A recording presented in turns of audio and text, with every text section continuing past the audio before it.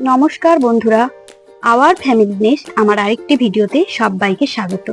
আশা করি তোমরা সবাই ভালো আছো, সুস্থ আছো। আজ আমি তোমাদের সাথে শুক্তো রেসিপি শেয়ার করব।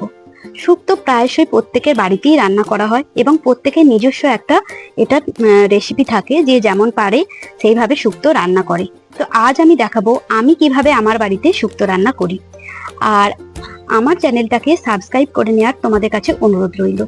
আর লাইক করবে এবং কমেন্ট করে জানাবে তোমাদের কেমন লাগলো। তাহলে চলো দেখা যাক আজকে শুক্তো।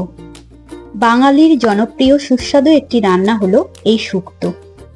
খুব পুরনো একটি রান্না এবং একদমই একটা ট্র্যাডিশনাল এই পদ। তো বাঙালির পাতে অবশ্যই শুক্তো থাকবে। তো আজ আমি তোমাদের সাথে যে শুক্তো রেসিপিটি বানাবো তার জন্য এখানে কিছু সবজি আমি আগে থেকে কেটে ধুয়ে রেডি করে নিয়েছি। তো দেখো এখানে কি কি নিয়েছি। প্রথমে নিয়েছি আমি এরকম লম্বা লম্বা করে কেটে নিয়েছি আলু, আর নিয়েছি বরবটি,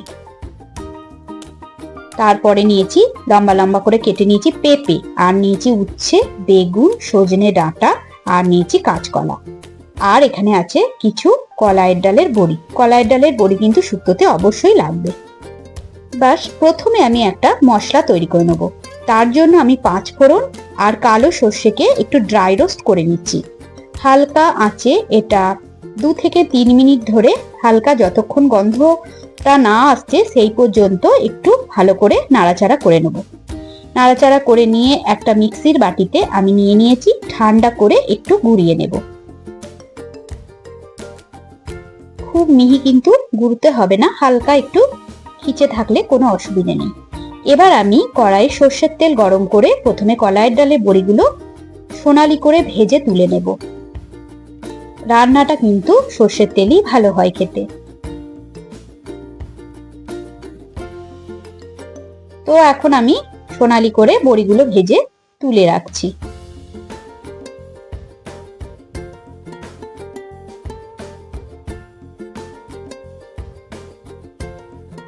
বড়িগুলো আমার ভাজা হয়ে গেছে।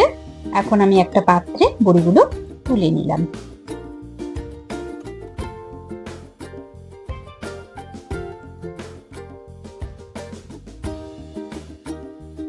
ওই তেলের মধ্যে আমি দিয়ে দিলাম, এখানে আমি উচ্ছেগুলো আগে থেকে নুন হলুদ মাখিয়ে রেখে দিয়েছিলাম। ভালো করে চিপে চিপে জলটা বার করে উচ্ছেগুলো দিয়ে দিচ্ছি।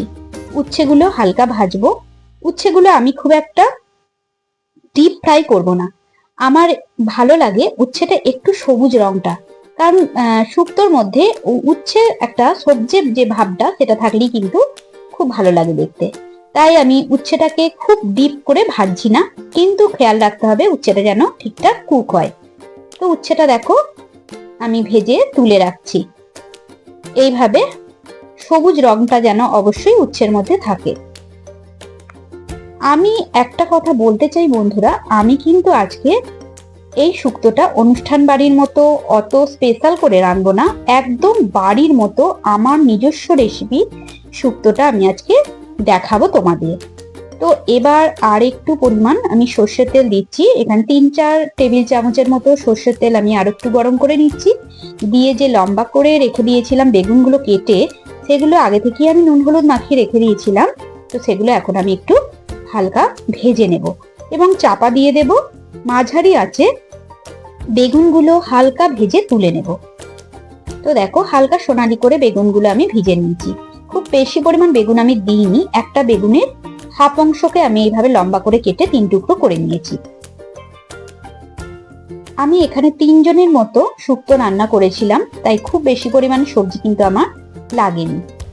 তো এখন আমি বেগুনটা ভেজে তেল থেকে তুলে রাখলাম। শুক্তো রান্নাতে সমস্ত সবজি একটু ভেজে নিলে কি হয়, টেস্টটা কিন্তু ভালো আসে। একইভাবে আলুগুলো কিন্তু আমি নুন হলুদ মাখিয়ে রেখে দিয়েছিলাম, সেই আলুগুলো আমি এখন ভেজে নেব। এবং শুক্তো রান্নার ক্ষেত্রে প্রত্যেকটা সবজি ইন্ডিভিজুয়াল যদি ভেজে নেওয়া হয় তাহলে কিন্তু আরো ভালো হয়। তাই আমি আলাদা আলাদা ভাবে সবজিগুলোকে ভেজে নেওয়ার চেষ্টা করি। তো এখন আলুগুলো আমি একইভাবে সোনালি করে ভেজে তেল থেকে তুলে নেব। শুক্তো রান্না করার ক্ষেত্রে তেলটা কিন্তু একটু বেশি লাগে, কারণ প্রত্যেকটা সবজি একটু ভেজে নিতে হয়। আর টেস্টের জন্য অবশ্যই একটু ভালো করে এভাবে করতে হয়। এখন আমি ওই আলুগুলোর মধ্যে এই ডাঁটা আর দিচ্ছি পেঁপে আর যে বরবটিগুলো কেটে রেখেছিলাম সেইগুলো দিয়ে দিলাম একইভাবে। আর এখানে দেখো আমি কাঁচকলাটা আগে থেকে নুন হলুদ জলে ভিজিয়ে রেখেছিলাম, যাতে কাঁচকলার মধ্যে কোনো কালো ভাব না আসে। কাঁচকলাকে যদি নুন হলুদ জলে ভিজিয়ে রাখা হয় তাহলে কাঁচকলা থেকে কষটা একদম চলে যায়। তো সেই জন্য আমি ভিজিয়ে রেখেছিলাম। এবার সমস্ত সবজি আমি কিন্তু একসাথে দিয়ে ভেজে নেব হালকা আঁচে। এখন আবারও আমি চাপা দিয়ে দিলাম। গ্যাসের আঁচটা মাঝারি রেখে 1 মিনিটের জন্য আমি এগুলোকে ভেজে নিচ্ছিলাম। তো ভাজা হয়ে গেছে মোটামুটি, দেখো। এবার একটা জিনিস এখানে খেয়াল রাখতে হবে, এই যে সজনে ডাঁটাটা, এটাও কিন্তু আমি সবুজ ভাবটা যাতে থাকে সেই রকম ভাবেই ভাজবো। আর বরবটিটাও কিন্তু এই সবুজ ভাবটা রাখার জন্য হালকাই আমি ভাজবো। এখানে দেখো আমি একটা মশলা রেডি করে নিয়েছি, আদা বাটা আর নিয়েছি রাঁধুনি বাটা। শুক্তোতে কিন্তু রাঁধুনি বাটা ভীষণ দরকারি একটা মশলা। রাঁধুনি বাটা দিলে শুক্তোর টেস্ট কিন্তু অনেক গুণ বেড়ে যায়। তো রাঁধুনি বাটা অবশ্যই শুক্তোতে দেওয়ার চেষ্টা করবে। আদা আর রাঁধুনি বাটাকে আমি আলাদা করে বেটে রেখেছিলাম শিলনোড়াতে। তো এইভাবে বেটে মশলাটা আমি দিয়ে দিলাম, সামান্য একটু হলুদ দিলাম, লবণ দিলাম পরিমাণ মতো লবণ, কারণ বুঝে শুনে লবণটা দিতে হবে, আর দিলাম একটু চিনি। আর লবণটার পরিমাণ এই কারণেই বলছি কারণ প্রত্যেকটা সবজিতে কিন্তু আমি লবণ মাখিয়ে রেখে দিয়েছিলাম। তো এখন আরো একবার নাড়াচাড়া করে নিচ্ছি, একটু জল কাটবে সবজিগুলো থেকে, তার জন্য আরো একবার আমি ঢাকা দিয়ে দেব যাতে জলটা সমস্ত মরে যায়। চাপা দিয়ে 2 থেকে 3 মিনিটের জন্য আমি একটু মশলাগুলো কষতে দেব সবজিগুলোর মধ্যে, এবং সবজিগুলোর মধ্যে মশলাটা সমস্ত পরিমাণে যেন ভালো করে ঢুকে যায় তার জন্য একটু ভালো করে কষিয়ে নিলাম। দেখো মশলাটা আমার একদম কষানো হয়ে গেছে, জলটাও কিন্তু একদম সবজিগুলো থেকে মরে এসছে। রাঁধুনি বাটার ভীষণ একটা সুন্দর গন্ধ আছে, যেটা শুক্তোর মধ্যে কিন্তু খুব ভালো লাগে। এখন আমি ওপর থেকে গরম জল ঢেলে দিচ্ছি। গরম জল দিলে কিন্তু তরকারির টেস্ট অনেক গুণ বেড়ে যায়। এবার আমি সবজিগুলো সেদ্ধ হতে দেব। ঢাকা দিয়ে দিলাম। 5 থেকে 7 মিনিটের জন্য সবজিটা আমি সেদ্ধ করতে দিয়েছিলাম। ঢাকা খুলে আমি দেখাচ্ছি। এখন দেখো সবজিগুলো হালকা সেদ্ধ হয়েছে। এবার আমি যেটা করব, বেগুনগুলো যে ভেজে রেখে দিয়েছিলাম সেগুলো আমি এখন দিয়ে দেব, কারণ বেগুনগুলো আগে থেকে আমি দিই না, বেগুনগুলো গলে যায় বলে। আর যে বড়িটা ভেজে রেখেছিলাম সেটাও এখন দিয়ে দিলাম। বেগুন আর বড়ি দেওয়ার পর আরো 2-1 বার নাড়াচাড়া করে আর 2-3 মিনিটের জন্য আরো একবার ঢাকা দিয়ে দিতে হবে, কারণ বেগুনগুলো বড়িগুলো দুটোই একটু সেদ্ধ হতে হবে। আর প্রথম থেকে যদি বেগুনগুলো দিয়ে দেওয়া হয় বেগুনগুলো গলে যায়, এই কারণে আমি বেগুনগুলো একবারে শেষে একটুখানি আগে আমি দিই। তো এবার আরো একবার ঢাকা দিয়ে দিচ্ছি। মোটামুটি রান্নাটা আমার একদমই হয়ে এসেছে, দেখো। তো সমস্ত সবজি সেদ্ধ হয়ে গেছে। এখানে একটা জিনিস লক্ষ্য রাখতে হবে, এখানে কিন্তু ঝোলটা একদম মেরে দিলে চলবে না, ঝোলটা কিন্তু একটু থাকবে। এখন আমি একটা থালা নিয়েছি এবং এই যে রান্নাটা করলাম শুক্তোটার, এই সবজিগুলো আমি একটা থালায় এইভাবে ঢেলে নিলাম। দেখো এটা আমি এখন কি করব, ফোড়ন দেব। তো থালায় আমি সবজি সেদ্ধগুলো সমস্ত ঢেলে নিয়েছি। এখনো কিন্তু আমার 20% রান্না বাকি আছে। তার জন্য আমি ওই কড়াইটাই এখন আমি ধুয়ে পরিষ্কার করিনি, ওই কড়াইটার মধ্যে আরো একটু সর্ষের তেল আমি দিয়ে দিচ্ছি। এখন আমি ফোড়ন দেব। সর্ষের তেলটা দিয়ে একটু গরম করে নেব। এখানে 1 টেবিল চামচ সর্ষের তেল দিলেই কিন্তু যথেষ্ট। 3টে মতো তেজপাতা আমি দিয়ে দিলাম। তেজপাতাটা হালকা একটু নাড়াচাড়া করে এখানে দিচ্ছি একটুখানি শুকনো লঙ্কা আর 5 ফোড়ন। যদিও শুক্তোতে শুকনো লঙ্কা ব্যবহার হয় না, লঙ্কার কোনো ব্যবহার নেই, তবুও আমি একটু গন্ধর জন্য শুকনো লঙ্কা দিই।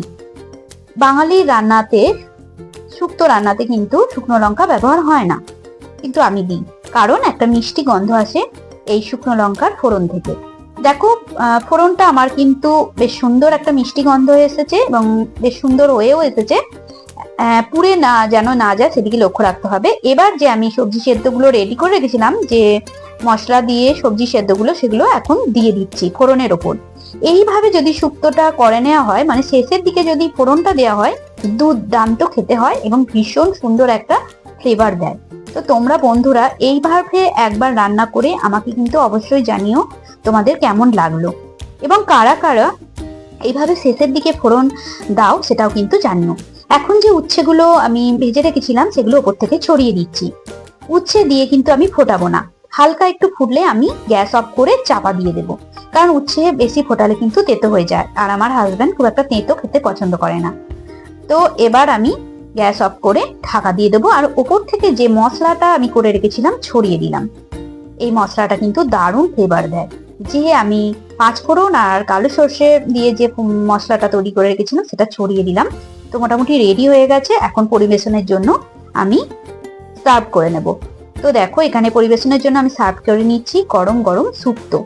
তো বন্ধুরা আমার সঙ্গে এতক্ষণ ধরে ধৈর্য ধরে তোমাদের এই রেসিপিটি দেখার জন্য অনেক অনেক ধন্যবাদ।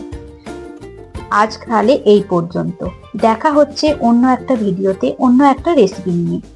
ততক্ষণ পর্যন্ত তোমরা সবাই ভালো থেকো, সুস্থ থেকো। ধন্যবাদ।